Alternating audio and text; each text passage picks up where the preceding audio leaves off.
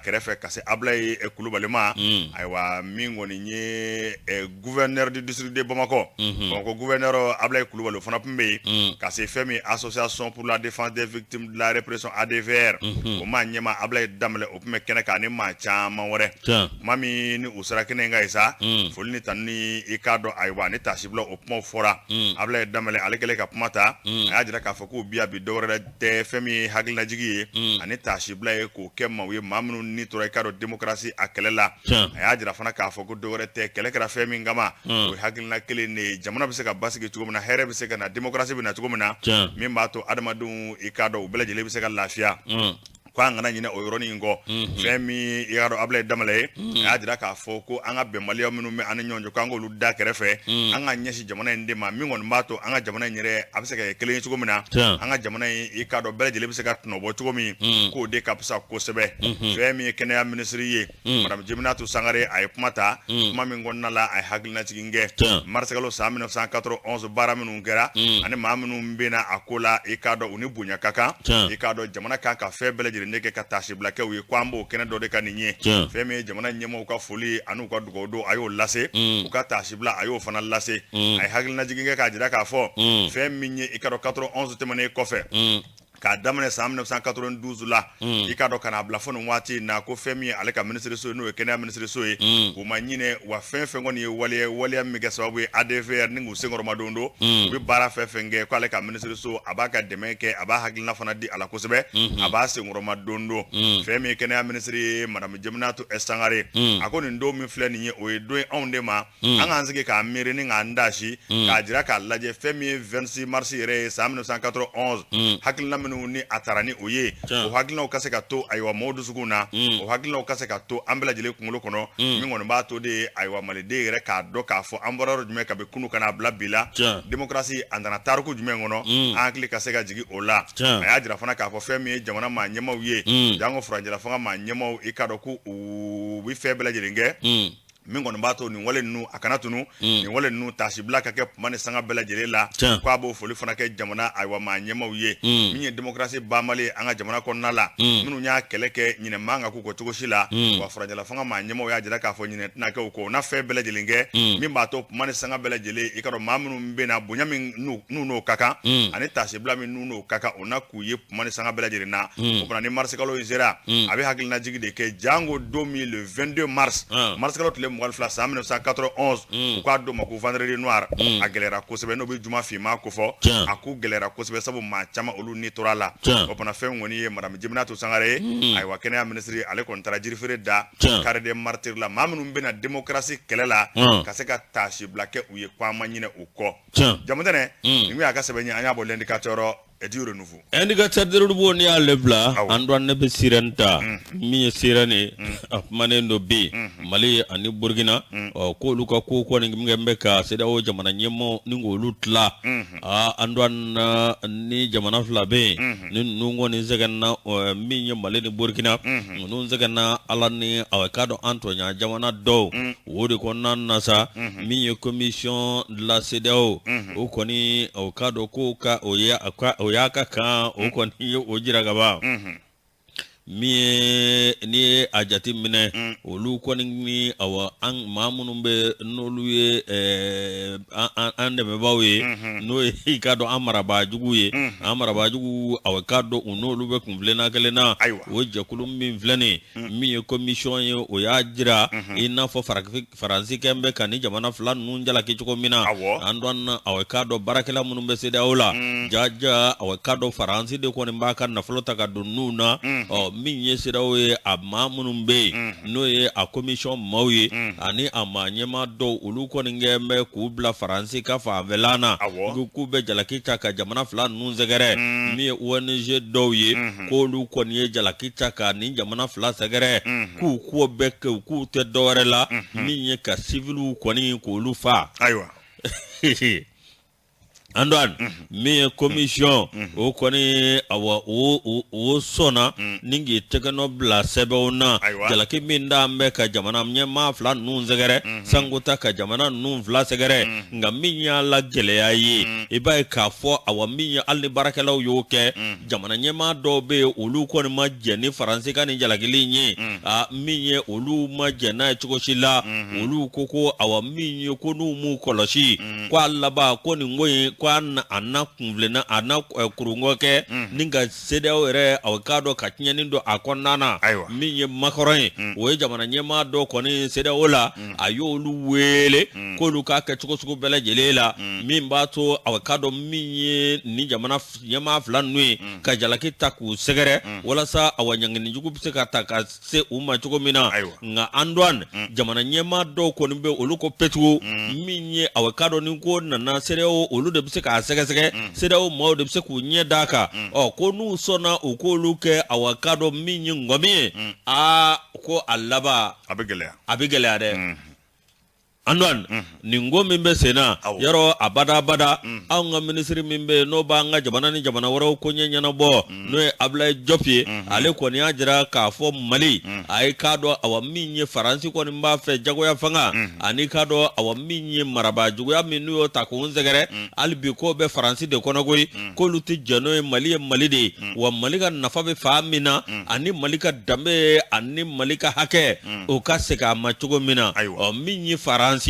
olu koni kembe ka wulika josugo bele jeleke mali ani burkina minye kube jalaki ta kaun zegere burkina ta o faare o kajugunjugo mina ko awama dobe munu suganira ka fo wolu masiri tabaute minye kuka faso jamana ka ekoloji nolu be wole ko VDP ko lu koni ngemme ka ko sugu bele jele boloda burkina mimba to awatinyeni mina chugo mina ningo koni ka kembe awakado ka kodo nyama do nga jamana nyema do ni nyanje basite sida o jamana nyema ala ka nguna ja amina dugu fana kita ni ale ka fasire anya bo sire ngono yusu ode ato femi je doni do Emmanuel Macron atese ka démocratie kalange makun sabu kada ka ale rebe français min kuna bi majorité tale bolo assemblée la abe français min kuna bibina dogo ko kono u ka retraité réforme ko kera député u banama ya famu député famba banama aye sharia jakoya nomu ka fero be ko 49.3 yero ni nana no ko gouvernement ka responsabilité député u bana femi ma démocratie la député de jamana de onya aya jakoya temene 49.3 wayo dama minge nyina o de kacha sawu amana na ni fefe député ba foku ta voter abi 49.3 ke ka no ma yo de ke retraite ko ina wa majoli républicain ka ma konondo France ma million bi worode député bana utaro ka sena ina ye aywa femi républicain konondone olu de fleni ka makono kishi ka boni koma ma konondo jama famba e mifo o dara krefe député konondo yi ayolu ta de ta u ka sharia nomine do bi nazara kone ubi démocratie sharia ta kadla ka fedo nomi krefe minu mi tama démocratie ganga ni o nyana ke envers bi foko ay kon damay ale be ki sone sigi sharia minga sharia ko rete parce que sharia te a jamana ay ne ba fe ga mi fo sharia ko ina ale tse ka kalande de mama démocratie la sabale rebe ka démocratie chonga kaso abana anga te mo roni kasa ko mi sharia kundo yi agla jigido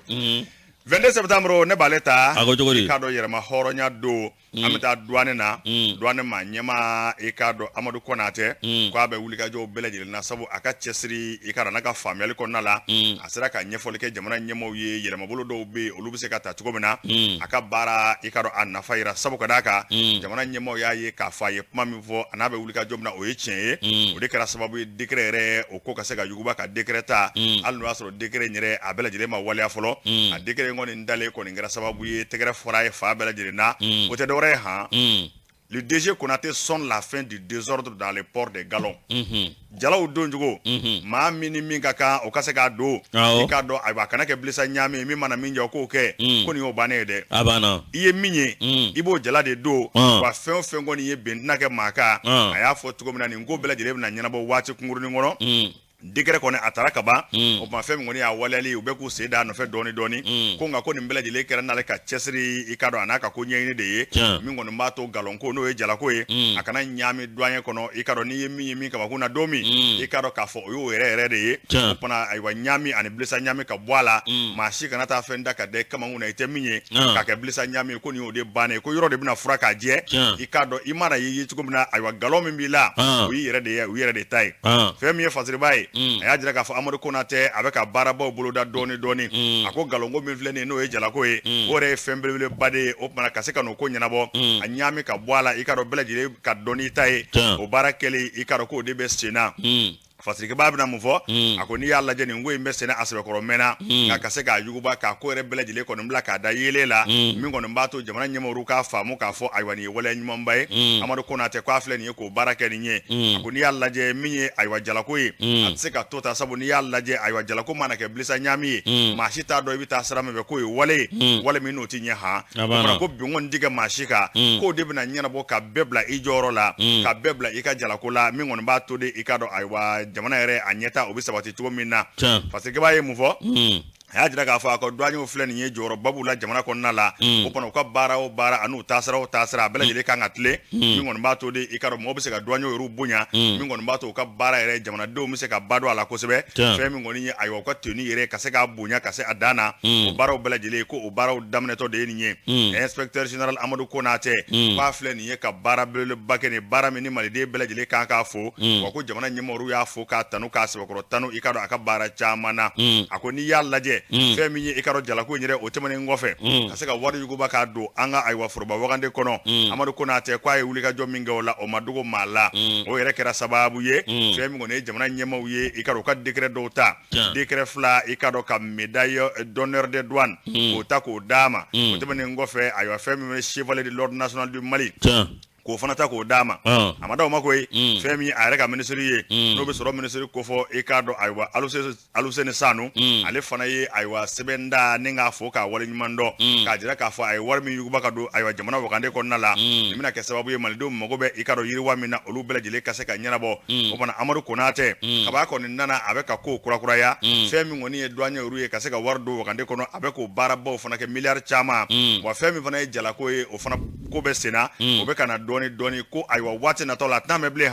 fɛn min kɔni ye jalako ye a bɛɛ lajɛlen bɛna ɲɛnabɔ maa yɛrɛ i ye min ye douanier kɔnɔ o jala bɛ ta k'o da i kamakun na ɲaami ti don a la a ti fɔ k'a bɛ kɛ bilisa ɲaami ye ayiwa ko nin bɛɛ lajɛlen kɔni bɛna kɛ sababu de ye min kɔni b'a to i ka dɔn douanier yɛrɛ baara bɛ se ka bonya cogo min na douanier fini a bɛ se ka bonya cogo min na Amadu Konate k'a bɛ k'i sen da o nɔfɛ dɔɔni o fana Mali douanier an b'u bɛɛ lajɛlen fo dantɛ foli min na an ka marabolo bɛɛ lajɛlen kɔnɔ sabu fɛn min ye Mali yɛrɛ ye i k'a dɔn ayiwa a yiriwa o jɔyɔrɔ ka bɔ a la kosɛbɛ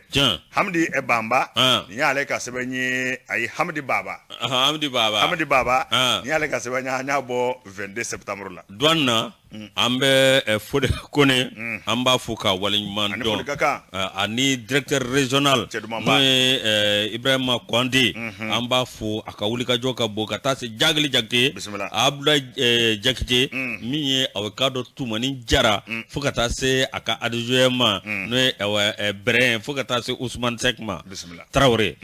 an dɔn an bɛ sɛbɛn da sɛbɛn min n'an b'a ta o ti dɔwɛrɛ ye awa min ye tiɲɛ yɛrɛ la an ka jamana aw ka dɔn min ye Reflet d'Afrique ministère min bɛ yen ni aw ka dɔn DGCC i ka dɔn olu ye wulikajɔ kɛ min ye jago ministre ani kunnafonidilaw u ye taama kɛ taama minnu y'a kɛ direction régionale direction générale du commerce et de la consommation et de la concurrence an douane awa min ye olu ani directeur général Mamadou Doumbia Bukadari min ye Doumbia Bukadari kɛ Doumbia Bukadari ani ministre bɛ n'o ministre de l'industrie et du commerce Mohamed Ould Mohamed olu taara ta don mars kalo tile 21 min ye aw ka dɔn seli fana tɛmɛnen kɔ ninnu kɔni y'u ɲɛsin awa an ka yɔrɔba minnu bɛ yen minnu bɛna ni balo ye awa da dumunifɛnw awa galegale minnu bɛ yen ni jamanaden mago tɛ ban u la cogo si la min aw ka dɔn a hakilina ye mun ye ka jamanadenw kunnafoni min ye aw ka dɔn tiɲɛ yɛrɛ la fɛn min bɛ yen n'o ye sunkaloba min jɔlen filɛ nin ye da dumunifɛnw ani an ma magoɲafɛn ninnu olu bɛ se ka nɔgɔya cogo min na wa i k'a dɔn a kana manke cogo si la o de kɔnɔna na sa min ye aw ka dɔn directeur n'o ye DGCC ani ministre de l'industrie et du commerce olu kɔni u ye taama min bolo da min ye aw ka dɔn nin kaloba in lahɔrɔma dogo ye min ye aw an ka entrepôt 5 bɛ yen yɔrɔba 5 bɛ yen balo bɛ jɔsi yɔrɔ minnu na en cas de quelqu'un a kana dɛsɛ Andoan o yɔrɔ kofɔlen ninnu na i b'a ye k'a fɔ awa min ye société Kamia et frères ani Sokamef n'o ye société Jara et frères ani établissement Kuma et frères n'o ye EKF ye ani grand distributeur de céréales du Mali DGCM l'office des produits agricoles du Mali OPAM ani aw ka n'o ye jamana yɛrɛ ka yɔrɔba ye an don aw ka dɔn min ye nin ko bɛɛ lajɛlen ye minisiri ye a taalen a y'a jira kunnafonidilaw la fɛn min ni fɛn minnu bɛ yen ani wa stock minnu bɛ yen an ka awa cɛ ka fɛn a bɛ ni ka to na stock minnu bɛ yen yalima donna nataw la ni ko cunne nana olu bɛ se ka bɔ cogo min na ka jamanadenw aw ka dɔn ka boli k'u sɛgɛrɛ cogo min walasa min b'a to wagati gɛlɛya o bɛ se ka tɛmɛ olu kan cogo min na ni ye awa OPAM yɛrɛ jateminɛ min ye fɛn suguya 3 ani taabolo 3 olu de kɔni bɛ jɔgɔ ye min ye aw ka dɔn jɔgɔli fɔlɔ ye min ye o ye stock national de sécurité ni gɛlɛya nana an don aw ka dɔn o kɔni bɛ bɔ ka di Yusu ni ko cunne nana Blankɔrɔ o de b'o ɲɛnabɔ joona n'i y'a mɛn i bɛ don ka taa den kɛrɛfɛ a bɛ gɛlɛya dɛ n'i y'a mɛn i bɛ don ka taa i y'a bila de an don n'o tɛmɛna ka bɔ yen min ye ani gɛlɛya nana an don fɛ balaka ko nana min bɛ se ka taa teliya la n'o ye stock d'intervention ye walasa k'o ko salo ka bɔ yen ani CEDEAO aw ka dɔn o bɛ minɛn minnu bila ka na an don ministre de l'industrie et du commerce o y'a jira jamanadenw na k'a fɔ ni Ala sɔnn'a ma min ye aw ka dɔn tiɲɛ yɛrɛ la balo kɔni jɔgɔlen don cogo sugu bɛɛ lajɛlen la min b'a to nin kalo in bɛ se ka latɛmɛ cogo min baasi tɛ Ala k'an kunna diya amina Yusu i ka dɔn nɔngɔnkolo gɛlɛya o bɛ bɔ kɔnɔbara la fɛn min ye i ka dɔn Umaru Koyita y'o fɔ an ye ko kɔnɔbara lankolon kunkolo tɛ baara kɛ o tɛ baara kɛ dɛ dugawu kɛ ale bi i ka dɔn boloko la an ka jamana an ka kɛ an ka yɛrɛ ma hɔrɔn ye a banna l'indicateur du renouveau ne b'ale ta l'indicateur du renouveau ale bi musow ka don 8 mars a ɲɛnɛmayali la jɛkuluba dɔ bɛ san o san u b'a kɛ ɲinɛnda in ye a tako 2nan ye an ka ma ko AJD COFU association des jeunes pour le développement de la commune de Fani i ka dɔn Fani a bɛ Yangaso i ka dɔn a bɛ Yangaso cercle fɛ ayiwa fɛn min kɔni ye Fani yɛrɛ a fana kɛra arrondissement ye kɔsa in na a banna dabara ninnu ka dugu kɔnɔ n ko Somaso fana kɛra arrondissement ye an ka dugu Somaso fana o kɔrɔ ye de o fana kɛra ye an ka dugu to ye an ka dugu y'o ye an ka dugu développé len don kuma ɲɛna o a tɔ tora aéroport de o Somaso président de la république bɛ yen ayi an bɛ min kɛ an bɛ yɔrɔnin dɔ siyɛn hélicoptère ka to ka jigin mais aéroport kuma ka ca Yusu AJD COFU o ma to kɔ fɛn min ye Fani commune denmisɛnw ye i k'a dɔn ayiwa ɲinɛ y'a ta ko 2nan ye n'i y'a lajɛ fɛn min ye nin don kɛnɛ kan a kɛra i ka dɔn Lafiyabugu mars kalo tile 17 ka taa ɲɛnajɛ kɛ i ka dɔn fɛn min kɔni ye ani ka kuma caman fɔ nin bɛɛ lajɛlen bɛ bila minɛn min kɔnɔ fɛn min ye Fani yɛrɛ a bɛ se ka yiriwa sira o sira fɛ o baaraw bɛɛ lajɛlen ni ka o kɛ kɛnɛ in a denfaya tun bɛ Siyaka Danbɛlɛ bolo i ka dɔn fɛn min ye Fani maire fana tun bɛ Yusu Tarawele ayiwa ni ka taa se commission d'organisation ma min an ka ma ko ensemble pour le Mamala n'a bɛ Miɲankala yɛrɛ i ka dɔn a danbe ko fɔ ayiwa Musa Idawu ale fana tun bɛ kɛnɛ kan ani fɛn min ye groupe renouveau a ma ɲɛma administrateur général Marakacɛ Daw o fana kun bɛ yen n'i y'a lajɛ fana AGD kɔfɛ a ma ɲɛma i ka n'o bɛ Adama Gawusu Danbɛlɛ kɔfɛ ninnu bɛɛ lajɛlen tun bɛ kɛnɛ kan ani maa wele caman ka taa se commune 4 na i ka dɔn a maaba caman kun bɛ kɛnɛ kan a ko n'i y'a lajɛ maa minnu kɛra sababu ye ka nin ko in labɛn ayiwa dɔwɛrɛ tɛ a kun de ye san o san ka se ka hakilinajigin kɛ fɛn min ye Fani commune ye a denmisɛnw ka cɛsiri i ka dɔn dɔwɛrɛ tɛ u ka commune a bɛ se ka bɔ nɔgɔ la cogo min na ani fɛn min fana ye musow tɔgɔla dɔw ye ka se ka ayiwa o ɲɛnamaya a bɛ bila o minɛn de kɔnɔna na fɛn min ye denfa ye n'o bɛ Saka Danbɛlɛ kofɔ a y'a jira k'a fɔ k'a kunna wololen don ale ka na ni kana kɛ nin gɛnɛ a denfa ye o fana k'a bɛ hakilinajigin min kɛ denmisɛnw na o ye k'a fɔ tigɛ dilen ka to ɲɔgɔn ma fɛn min kɔni b'a to de bɛn ni kelenya bɛ se ka na u ka commune kɔnɔna la bɛn ni kelenya fana bɛ se ka na i ka dɔn jamana fa bɛɛ lajɛlen fɛ cogo min na o fana tɛmɛnen fana kɔfɛ fɛn min ye i k'a dɔn denba ye o kalifa an kun bɛ maa min na denbaya kalifa an kun bɛ maa min na Madame Danbɛlɛ Fatumata Sisɔkɔ ale fana kumana kosɛbɛ a y'a jira k'a fɔ musow u tɔgɔladon ɲɛnɛmayali o ye ko belebeleba de ye o fana ale kɔni labɛn bɛ kuma ni sanga bɛɛ i k'a dɔn n'u senkɔrɔba don min kɔni b'a to jamana in a bɛ se ka bɔ nɔgɔ la cogo min na a ko n'i ye musow ka ko ta k'a lajɛ i b'a ye k'a fɔ k'ale kɔni bɛ taasi bila kɛ musow bɛɛ lajɛlen ye jaa an ka musolaka minnu u kɛtɔ ka ɲɛnɛmaya di n'u fana n'i tora a la k'ale bɛ taasi bila kɛ ka kɛ olu bɛɛ lajɛlen fana ye a y'a jira fana k'a fɔ ko fɛn min ye musoya fana i ka dɔn ko ayiwa o tɛ kojugu ye fɛn min kɔni ye bɛɛ lajɛlen n'i jɔyɔrɔ don i ka dɔn jamana jɔ fana na n'i ye nin ko in da k'a lajɛ AGD kɔfu i k'a dɔn u cɛsiri bɛ kosɛbɛ a ma ɲɛma yɛrɛ n'o bi ayiwa denmisɛnnin ka don Adama Gawusu Danbɛlɛ dɔw k'a ma ko Eto ale fana ye sinsin min kan o de ye bɛn ni kelenya ye o de ye k'a fɔ i k'a dɔn olu fa ni u tɛgɛ dilen ka to ɲɔgɔn ma min kɔni b'a to de u ka yiriwa o bɛ se ka sabati cogo min na a y'a jira k'a fɔ ko AGD kɔfu ayiwa u bɛ nin labɛn san o san ɲinin da in y'a tako filanan ye musow tɔgɔla don ka se ka o ɲɛnamaya a kun ye ale bɛ ka Mali musow fana jija sabu jɔyɔrɔ ka bon an ka sɔrɔ ani an ka jamana yɛrɛ taabolo bɛɛ lajɛlen fana na a ko n'i y'a lajɛ nin don kama a kɔni kɛra nisɔndiyaba ye sabu ka d'a kan Adama Gawusu Danbɛlɛ ni dɔw kama ko Eto ale yɛrɛ de ye tɔn ye a président ye denmisɛnnin min don i k'a dɔn ayiwa a hakili ka bɔ kosɛbɛ denmisɛnnin min don a bɛ maaw bonya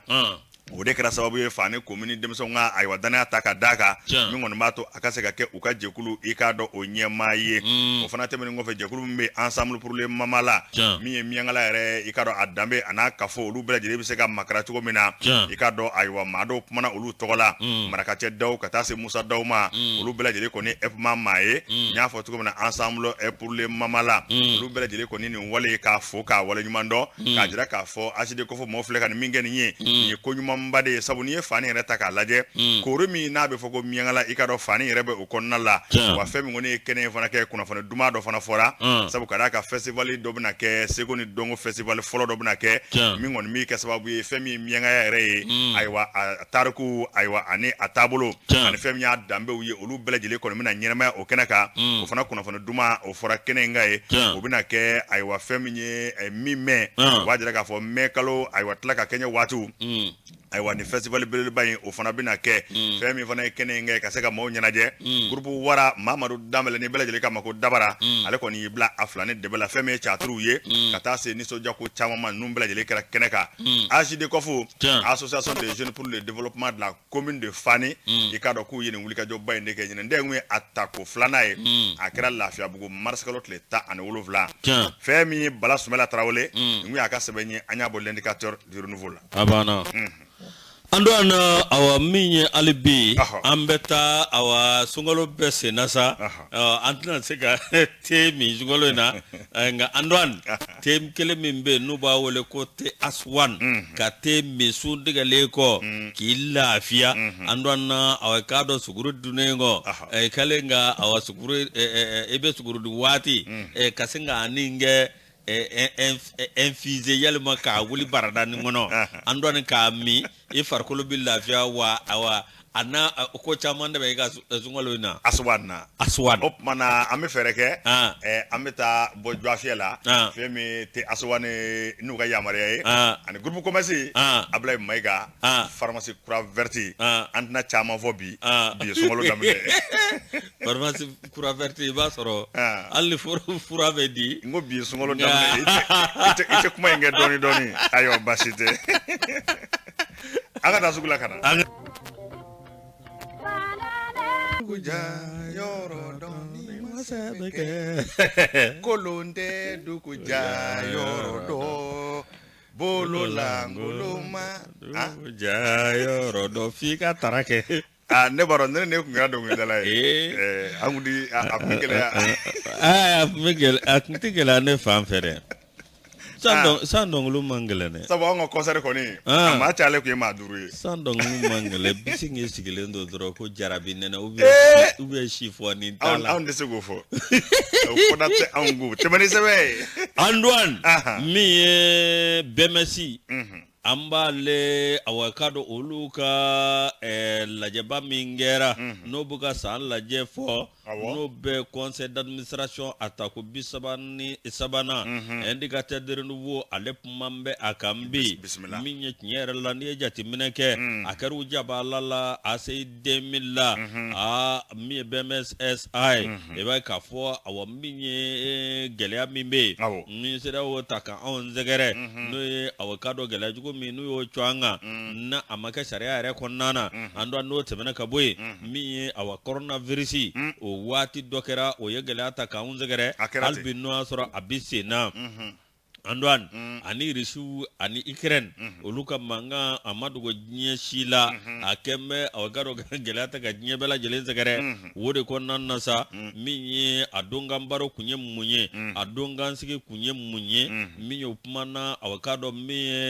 soroni sorombulo soromi no kera sa amba flani muga ani fla ani awaka bara kelu no bore mi commissaire au compte o sa amba flani muga ani flala oka wulika jo ani awakado fencha mambe mimbi talike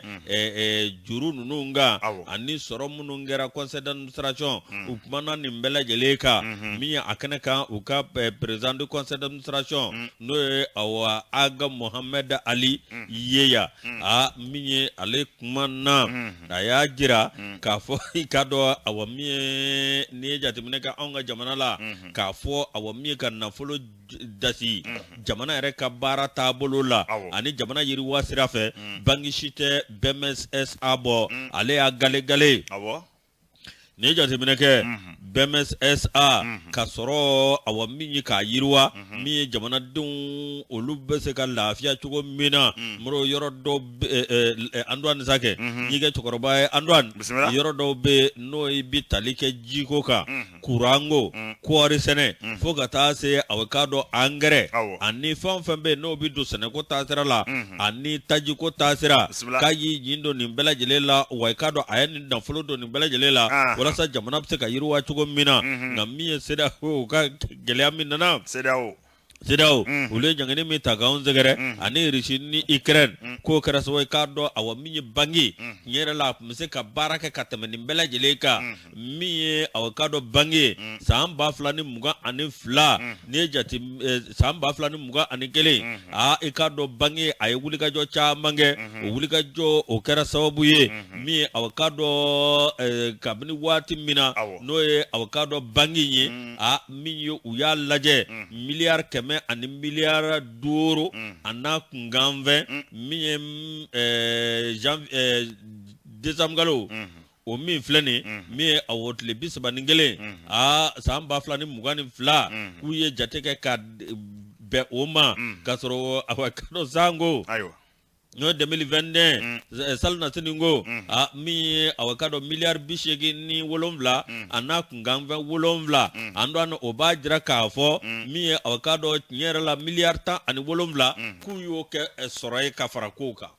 o kɛra kunɔ ye Andon o b'a jira k'a fɔ bange a ɲɛtaa bɛ ka sabati bange wulikajɔ kɔni bɛ ka kɛ sanga ani waati min ye awa ne jateminɛ kɛ i b'a ye k'a fɔ tiɲɛ yɛrɛ la bange a ka wulikajɔ kɔnɔna na i b'a ye k'a fɔ miliyari 70 ani miliyari 5 san 2021 miliyari 61 o ka dɔn o san 2021 min ye awa miliyari 75 san 2022 o b'a jira k'a fɔ hali bi min ye o ka dɔn o kɛra secteur dɔ la o b'a jira k'a fɔ o wulikajɔ kɔnɔna na k'u ye o ka dɔn baaraba kɛ o baaraba de sababuya la sa i b'a ye k'a fɔ tiɲɛ yɛrɛ la u ye tɔnɔ min kɛ tɔnɔ sɔrɔta sira ye k'o bɛ t'i jɔ miliyar chamana anon oba jira ka fo awa minyi bangi a mi ka laje mimbato awakado femimbe kemejo kuye awakado bakle ani keme sabana kungamve parti andan oba jira mi avocado wira ka mala ko bemesi ko ça se porte bien akakene abe gejegeje ikado alani mami o sababu yalla o ye lafia ko itai lafia ko ita ay nale kaka wulika jo ayo bonya kosebe mi avocado wulika jo mi na yo bonya o kara sababu ye ay fere usike senga fere munu zikira senga o kara sababu kado na foro bisaka soro chuko mina ken na foro kamari bangi kono wala sa awkado wati do bike jamana mago bi fendo la mi bangi bese ki jono chugo mina wori ko nasa mi aka wulika jo ko nana anaka bara nyedo anaka famya mi na yo blasenga ako kara sawi ko bangi kayi ngorota bismillah andwan lafia kweta ale ko ya jira ka fo awa mi direction general olu ko ni awkado minyo olu e conseil d'administration ayi mi fo awkado manyema so olu ko ni sono machuko suko bela jelela mi awkado bemesi a président du conseil d'administration no ye Mohamed Ali awkado mi barakela bela jelefo ka kerengerene la manyema mimbe no lafia kweta ayo fo ko wale nyumando ayi mi nge bangi nye ana wulika job minge jamana nye ko de kraso ka do ministry mimbe no ministre de l'économie et des finances alfuseni sanu ikado o ya foka walinyman don minye jonjo yere taraka dama aka wulika jona kabara wala sa bemesi absika kungorota chuko mina anwan mi awkado ano temena kaboy ko say na kaye awatabulu do damne munumba to bangi abe surya jamana kono deuna bangi ade jamana kono dom se kata chuko mina ani fere ka ke jamana kono dom se ga bangari de chuko mi jamana kono dom be se ka bebe se ka do bangi la chuko mina kaka wulika jo andan o bela jele mi ministre ayatanu ola ani awakado manyema opma ode ko nan nasa be ka fo nyera la bi kuma se ka fo awa bemesi alhamdulillah aywa en ka tedro no an sama ka bwa kono an la mabao de ta awa aja mundene ni aleka afasiri BMS esa mbufu dande folumina ya foto muna nyema ba alun blonen be ani seko jeki commissaire principal mimbe no ay drame ale fona pme keneka fokata se directeur régional police ma ikado moti numbela jele pme keneka ni ma ba chama woro femi bismillah le puma wiye olu temene ko fe bismillah le puma no olu kera lieutenant colonel namake damle fe ale mi directeur régional protection civile moti aya dira ka foko ni kalam nu fleni nyi kwa bena ke sababu de ye ikado ninga aywa donia chama ndo aywa anga lakana bawla wa femi jamana nyemo wi olu hakilna bade ni nyemba to mane sanga bela jele konna kasara mana na bise ka nyana bo tugo mina ani anga finitigu olu mane sanga be ka to ka formation ko kuna o hagli ka sebe korojo ani ka baraw kura ubulo ko ye jamana nyema o yu hamina ko baye kene vana kai feminye ikaro lakana ministry so ay walit na kolnen na make damle ay ministry so sebe ko foko sebe ka dira ka fo ay walu ka hagle nyuma ko na de la ni mbara nzira ka sigi senga femi directeur ay lieutenant colonel en na make damle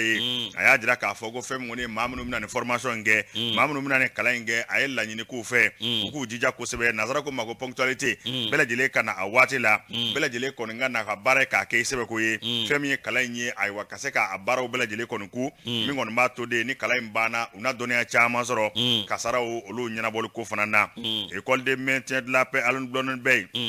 commissaire principal de police ay drame ale kumata ka foli folota ko nyeshi lakana ministre soma ani femi vana ye ka jira ka fo femi aywa kuma ku nye ani kalabna ke femi nganga mako gestion de crise et catastrophe aywa ko ni ko nyuma mbade sabu kada ka femi nye ikaro police ye ka tabla gendarme la ka tabla garde nationale la ni nga tabla ikaro sapeur pompier la olu bela jile ka je ka aywa kala ke nyove ko bi ke sababu alibi sigi dala mo ku hagli sigi abi ke sababu alibi jamana nyeta kwa bu fana de ko fo akoni yalla je do rete ko mina ke sababu de alibi ka fere nyuma mbadi anga fene tuguma jango minu ngonu mi aninga lakana wasane kasara nana ako be se ga nyana bo tugumina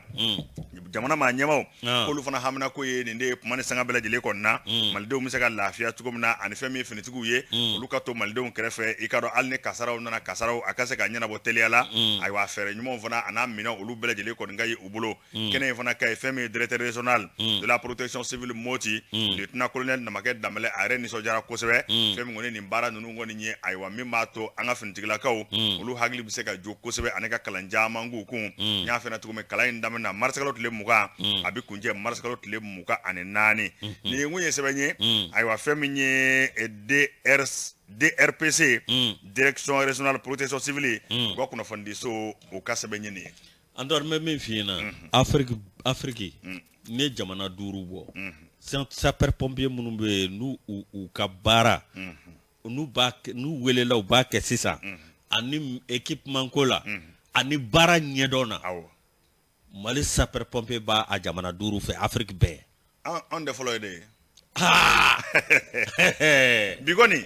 makunu ko fɔ dɛ mɛ bi bi an ɲɛ fɔlɔ ye dɛ alhamdulillah ni ko taw bi téléphone na an'u ka si ma yɔrɔnin kelen don a banna an bɛ wele bila minnu bɛ to ka tulonkɛ kɛ ka weleli kɛ te gansan na ayi dɛ wele ti buluma dɛ kangari de bɛ da u ye ni min y'a kɛ u bɛ minɛ ka bila sariya ka bolo kan an ti wele bila maa si ma ka taa téléphone ta an sɛbɛn ko ka taa sapeur pompier wele ka taa manamanakaw fɔ limanaw ka hakɛ to n t'a dɔn n bɛ kuma in fɔ cogo min na a kuma yɛrɛ dɔw bɛ yen a cɛ ka jugu ko dɔw bɛ téléphone de ta ka kuma dɔw fɔ ɲɛ tɛ se ka yɛlɛ kuma olu kan ka taa adamadenw de kisi yalima ka taa yɔrɔ dɔw kisi o bɛ ɲɛ tiɲɛni ma an tɛ wele bila o ma dɛ an b'a f'u ye de maa minnu b'a kɛ an b'u yɔrɔ ɲini ka tɛgɛ da u kan k'u bila jamana ka bolo kan a banna sariya ka bolo kan a banna kuma de bɛ f'u ye ɲinɛ a tɔ tɛ kɛ ni nɛgɛnɛgɛli ye bilen o bɛ se ka kɛ cogo di ala k'a kuda ja amina an dɔn na an bɛ sɛbɛn na sɛbɛn min n'an b'a ta o ye lettre du peuple ye o bɛ ɲɛ an dɔn na an y'o de fɔ anw na ta n'o to juru la Mohamed Sherifu Aidara min ye ko y'a jara k'a fɔ ko homme de paix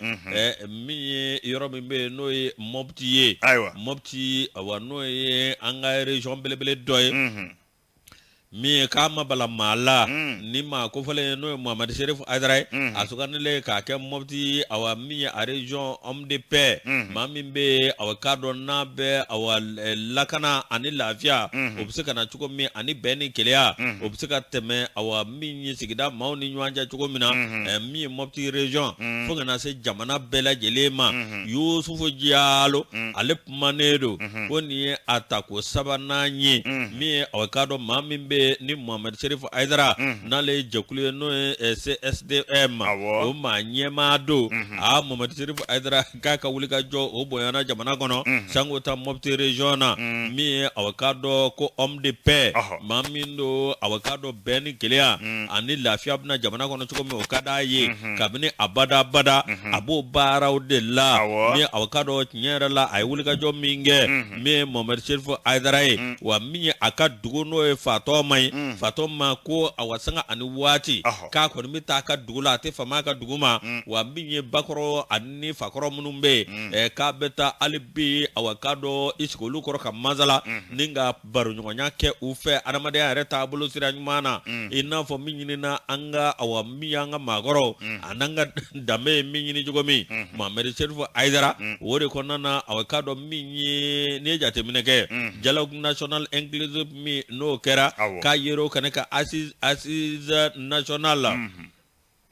min ye a yero o kɛnɛ kan la refondation min ye a yero o kɛnɛ kan n'o tɛmɛna ka bɔ ye awa Antoine min ye awa waati min na ni Ibrahim Boubacar Keita ka fanga bin na waati min na o bɛ ka président de transition ɲini a min ye wele kɔni bilala ale ma min ye a y'o baara bɛɛ lajɛlen kɛ ani fɛn min bɛ yen n'o kɛra gɛlɛyaba ye kalafili min n'o kɛra san 2018 a waati a gɛlɛyara kojugu maa min sera ka Sumɛ Lasise a waati ale ni awa k'a dɔn Ibrahim Boubacar Keita ani awa k'a dɔn maa minnu tun bɛ fanga la min ye olu gɛrɛ ɲɔgɔn na k'a y'o baara kɛ o ma dogo maa si la n'o tɛmɛna ka bɔ yen min ye awa k'a dɔn M5 RP ale ni a waati an ka wolomasiri taba minnu bɛ fanga la bi k'a gɛlɛyalenba kun don k'a ka wuli ka jɔ o bonyana o kɔnɔna na cogo sugu bɛɛ lajɛlen la wa Mohamed Sherifu Aidara a kɛra sababu ye ka jamana caman bɛ yen ni k'olu ni Israel tɛgɛ don ɲɔgɔn bolo Senegali b'o b'o la Niger b'o la Mohamed Sherif Aidara min avocado ni maa min b'a dɔn avocado min ye arajo sanga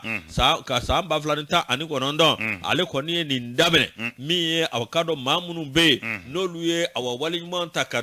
u ka region sɛgɛrɛ min ye avocado yalima ka sigida sɛgɛrɛ min ye Mohamed Sherif Aidara u ye avocado ni jɔnjɔn ta ka d'a ma min ye